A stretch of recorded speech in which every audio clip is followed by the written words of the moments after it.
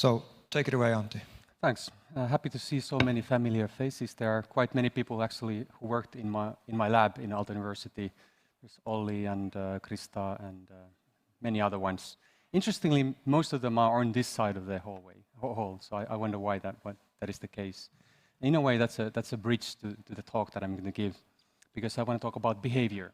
So why is it that people make choices like that? Why is it that people who are associated with my lab sit on that side of the hall? I come from the Finnish Center for AI. We are supporting this event. As you know, there are actually some bread over there, so just please help yourself. We don't want to waste them. I also lead a user interfaces group at Aalto University, and my own background is in cognitive sciences. I defended here at the University of Helsinki 2006 at the Department of Psychology. I've been doing all sorts of things after that. Now you're going to see one topic. This is going to be a higher level overview. I'm not going to show particular studies or something like that. I'm going to talk about one idea that is making rounds now at the intersection of cognitive science and artificial intelligence that I think is actually affecting a lot of things that we do, and it's valuable to communicate to everybody. So just to give you a teaser, what we're doing here and how it's set apart from regular stuff that used to be the way of doing things 10 years ago. We're doing models of human mind. That's not novel yet, but we're also doing models that should be scientifically plausible. Also, that's not novel yet. Also, we're doing models that are compatible with our ideas of how the human mind is limited and what kind of capabilities we have. But what is new is that we're bringing in a new beast, which is machine learning, directly to the models and enabling them to learn and adapt their behavior. This is the key idea of computational rationality, if anything. And if there's I can send you the slides if you want to take pictures, and no problem. The Holy Grail of behavioral sciences, or one of the foundational questions is, why do we act the way we do? Like, why did these people move to that side of the hall? And why, if you're sitting in a traffic jam, you're probably thinking how to reroute your way out of it. For example, if you're sitting there in a car and there's a big jam, you're probably thinking like, you have thoughts like, should I take the other route? And if I do, would I save time, or would I be quicker, or is everybody else doing that as well? And those kind of things are affecting our choices. So one foundational concept behind behavior is choice. So for example, everybody here is slightly unique, right? We have taken different clothes, we're sitting in a particular way, and all the way to things like cultural and social differences that are based on choices at some point of time.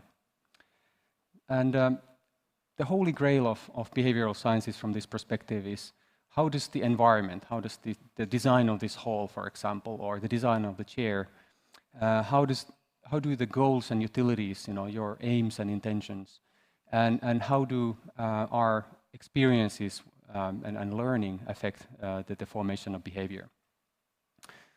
And of course, this is cross-cutting a whole lot of history in psychology, and I want to give you an overview of some core ideas. This is necessarily going to be pretty short, in order to then show that what computational rationality is building on and in what sense it is new. And I want to take you back to behaviorism. I guess that most of you know Pavlov's dog and the idea of providing rewards, providing stimuli, and associating those rewards and stimuli via association learning. That was the key idea in behaviorism. Give a reward, you take a reward away. You have a stimuli, you take a stimuli away. And in different combinations, we're learning the associations between those. The mistake that behaviorists did was that they rejected mediating mechanisms like the ones that we study in cognitive sciences: attention, working memory, long-term memory, and stuff like that. But what they did give us is this idea of learning associations via experience from trial and error. And in the normal narrative of how psychology has evolved, normally the story is that we sort of threw away behaviorism and shifted to something else. But we're actually back with these ideas with computational rationality. We can talk about that later. The second thought was, of course, cognitive psychology and the idea that we have capacity-limited enablers. And this it became pretty obvious quite quickly when they were studying rats, for example, in a maze, that they engage in sort of representations and some sort of memory and learning and all that. That is not explained entirely by the stimuli in the environment. So you couldn't explain even rats' behavior without referring to some cognitive mechanisms. And this, of course, together with concepts that came from information theory, for example, the limited information channel, and the von Neumann architecture and Turing machine, they inspired decades of work on the information processing view of behavior. And there, you have modules that have inputs and outputs. They process those. They keep track of state. And this is just one of the hundreds of models that have been developed using this information processing view. And the limit there, or sort of the bound, was that it didn't do anything actively. It didn't choose anything, and it is sort of passive. You can program something. You can program it to do something, but it doesn't really do anything. Let me show you an example model. If I get my cursor here.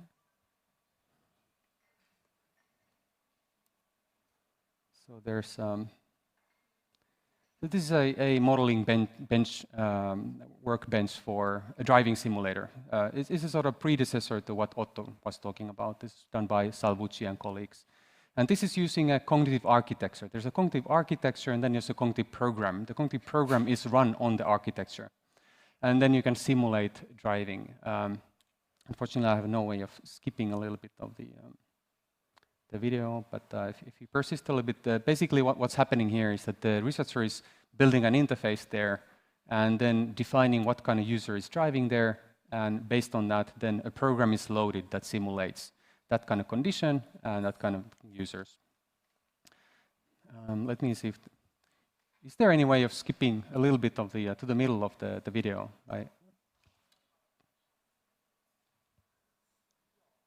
Anyway, you would see a model driving a car. It's basically taking steering actions. And the limitation of this paradigm modeling was that there was no principled way of going beyond the cognitive program that you as a researcher put into the cognitive computer. So there's the architecture, and then you define a program, you give it to the computer, you run it. And so let's say that you want to study driving, and later you want to change the conditions. Well, it would have very limited possibility of generalizing to that, learning anything new, adapting to that new situation. There were some hand-coded rules to adapt, for example, the behavior to different conditions that the researcher specifies here. So this was the second idea. The third idea was that of behavioral economics and that of utility maximization. That if you know the history of economics and the study of the Homo economicum, you know that there was a lot of interest in how do we decide to invest our money or time into something. And if you know the work of Herbert Simon, he got the Nobel Prize for the idea that we're actually limited or bounded in our capability of choosing. We might be satisficing or taking actions that are just sufficiently good for our goals, but not necessarily optimum. However, those models, if you think about behavioral economics these days, is limited to quite simple choice tasks. You could have a couple of options, and then you would ask that, okay, given these conditions, these kind of strategies, and these kind of tendencies like risk aversion, what would the choice of this person be? But if you want to go back to things like driving, you don't have a model that would come from this class because they were missing something essential. And now we get to that part, which is the computational rationality idea. And just to summarize how this relates to what I was showing, number one is that we're learning via experience. So we're learning the associations between environments and rewards. And this is, for example, used in reinforcement learning. The second idea that we have limited bounds, we have limited capabilities, but they are capabilities. We are able to keep track of where we are, for example, in the environment, or do summation in our minds when we do math. And those mechanisms are built into the models that we have. Number three is that we're looking at how actions are chosen. So we have a formalism that allows us to simulate with machine learning that how would a rational user with a rational person with these utilities and these mechanisms pick an action. And in order to link this to modern machine learning, we formulate the agent's problem. There are many formulations. One of the most familiar one, or most used one, is a Markov decision process. There you have states and actions and rewards. Think about, for example, a rat in a maze.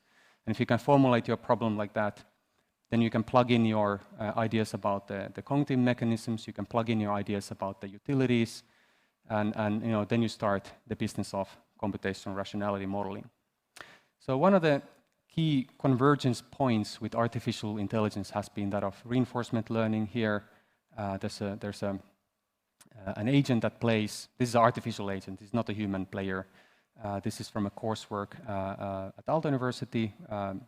This is an agent that has been trained using reinforcement learning to play Super Mario.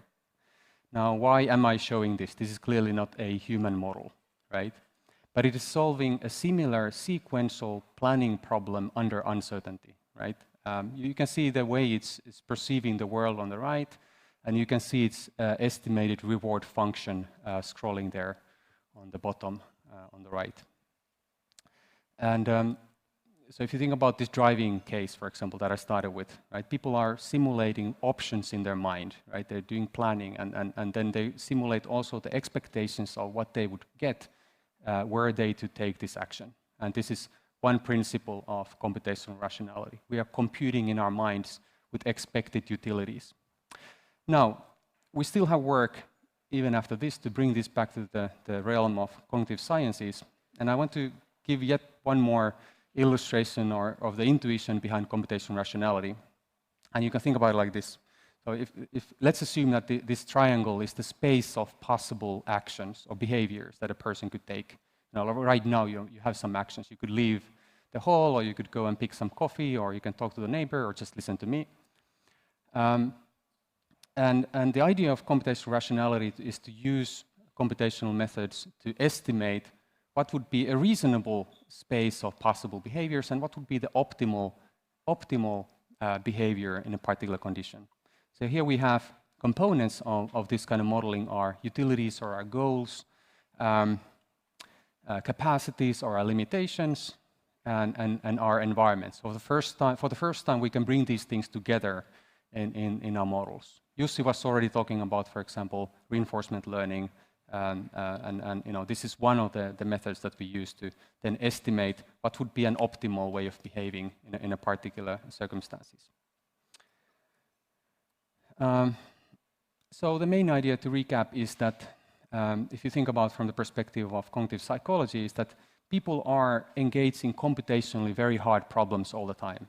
And for example, these planning problems in a computer science lingo, some of these problems that we solve quite easily are so-called NP hard problems, so like really, really hard problems in terms of the number of options that we have for solving them. But somehow we seem to be doing some of those pretty easily. And we're finding new ways of explaining how that's happening in the human mind via deep learning, reinforcement learning, different types of reinforcement learning, like model-free learning and model-based learning, principles of control, Bayesian inference, Bayesian reasoning. One interesting meta-level thing is that we have multiple ways of computing, or deciding, or computing, solving a problem via computation. And in a way, the selection of the best way that is most suitable for this case is also subject to such utility calculus. So you could be that if you're in a hurry, you just have to do something and you compute in a different way if you have long time. Well, here are some examples of what you can do with this. This is work of my colleague Perttu Hämäläinen at Aalto University. He's been, for example, working on physical body models and physical movement-related problems. This is a virtual avatar, and what's happening is that you give a climbing wall to the avatar, and the avatar must, with the physical body that it has, plan a route of movements in order to get to the top. Right? It's simulating in its mind. It's doing planning in order to solve that problem. This was completely out of reach. Let's say if you go 10 years back in terms of what we could do. Here's another example. Jussi Jokinen has been working on visual search, and this is again one step closer to real task. You can think about looking at Windows 10 and trying to find an icon there. How do we do that? We have lots of possibilities of doing that. We have all the cognitive faculties in our mind that we can refer to. We have perception, we have working memory, we have long-term memory, and at any given moment we can recruit any of these to solve this problem. So how do we do that? The Jussi's hypothesis was that we learn an optimal way of recruiting these faculties via utility learning. So the controller chooses the best way, given the experience that it has of using these capabilities. Here's something completely different. I was saying that one behavioral problem is that how would you sit in a chair? Or similarly, how would you press a button? This is a robot to which you can present any button, right? There are lots of, hundreds and thousands of different designs of buttons. And somehow people are able to sort of exert the right amount of force. And if you're playing a game, you have to be precise. But if you're not playing games, just ordering an elevator, you don't have to be precise in time, but just hit the button. So what's interesting, you can give this robot utilities or tasks like that, and it's producing human-like motion and use of force in the finger. And what's interesting is it's using this Bayesian principle of adapting itself, such that then, in the beginning it's going to be pretty clumsy, right? But it learns from every interaction that it does and updates an internal model. This is very much related to what Otto was saying about predictive processing. Okay, finally, I think Ben is getting anxious there. I think for myself personally, this idea of computational rationality has been very revolutionary. So I come from cognitive sciences, and these models, as I showed, didn't do anything. You can do a model, but it's just going to replicate what you already know really well. It has no learning capability, no adaptive capability. Now we can finally just work on the core assumptions. What are the basic capacities that you have in your mind, or what are the rewards that you're after, or how is the environment structure, and then press the button and the model will adapt itself. This is opening now doors to work on more and more realistic problems. And eventually, this is my last slide, we take a lot of inspiration from other areas of applied sciences. So let's say climate models, right? These are very sophisticated models. There are some readings from sensors that I use as the input. Then you can run the simulation and you can have predictions.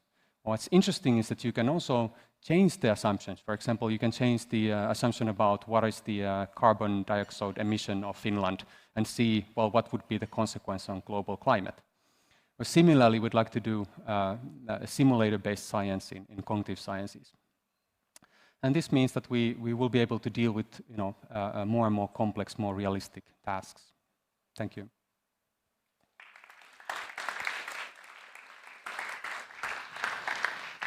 Great, thanks Antti. I only know that you have a flight to catch, so I'm not anxious. But anybody have any questions for Antti before we move to the discussion?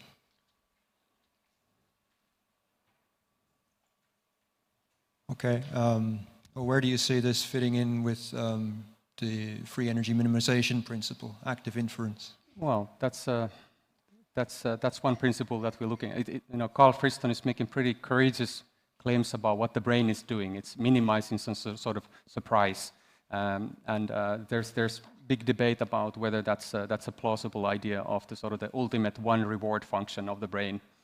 I don't think that we could do any of this stuff with that just that one principle, right? And there are many interesting spin-offs of that idea. For example, modeling curiosity, modeling exploration and stuff like that, that we are exploring here. Curiosity-driven robots, Jean-Luc Audeur's lab from INRIA. Is that something you've been working with? Yeah, yes. Similarly, if you have any complex task, you want to balance between performing the task and learning about the task so that you achieve a level of competence that then allows you to perform the task better in the future. And these are some of the very interesting questions that are rising with this kind of simulator-based approaches, where you're not just executing a program that you know already, but you equipping the computer model with the ability to learn of its own. All right, thank you, Antti. So, hand for Antti.